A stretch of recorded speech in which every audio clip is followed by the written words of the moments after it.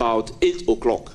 So we could accommodate and take Honorable Akando for that day, so that the rest of the 2 will be shifted to the following day. And if we are not able to finish the following day, then we could consequently adjust ourselves and finish the following week.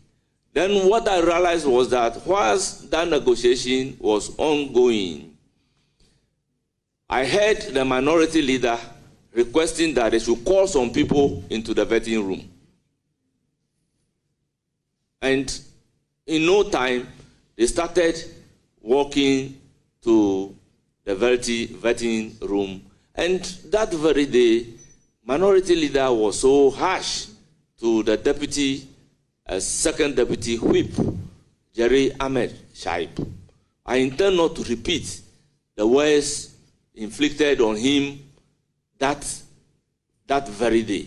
So I realized that they were under some kind of instruction from their leader to do certain things.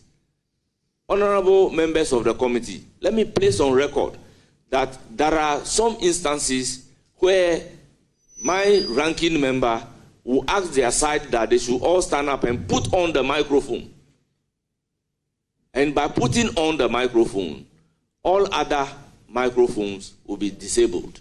And you cannot do anything when all the microphones were on. So to some extent, I do not really understand what they want.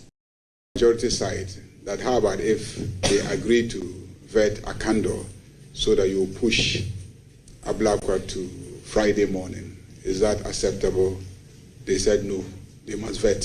Talk to some people on his side to prevail on him, and the situation had degenerated where it had gotten to breaking tables and people holding each other's shirts, and I tried to separate some of the fights and tried to pull some people out again. So I just kept going in and out, trying to pull people out and talk to them because it was too noisy in the committee room. Nobody could hear the other. So the only way I could get to talk to people was to pull them outside the meeting room and then try to talk to them and come back into the meeting room. And the audience were mostly behind the nominee, were also participating in, as you could see in the videos, shouting and, shaming members of the minority side. And then also the corridors were full. So even within the corridor, it was difficult to move around freely. So that was the situation. So I decided to call 1 or 2 people to consult and take a decision on what to do.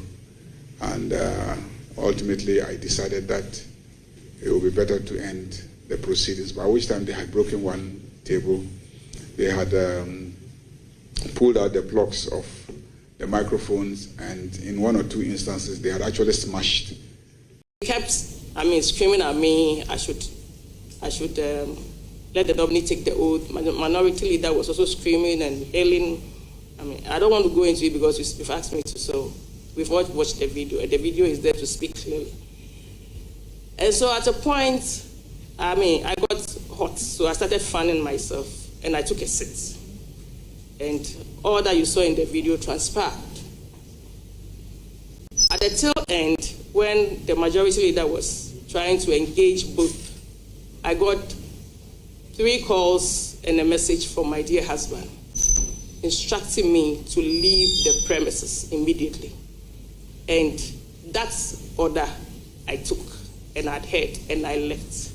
I exited through this door and went to stand in front of the clerk's office, waiting for him to inform him of my leave to go home, because my dear husband, has requested me to come. And so, okay.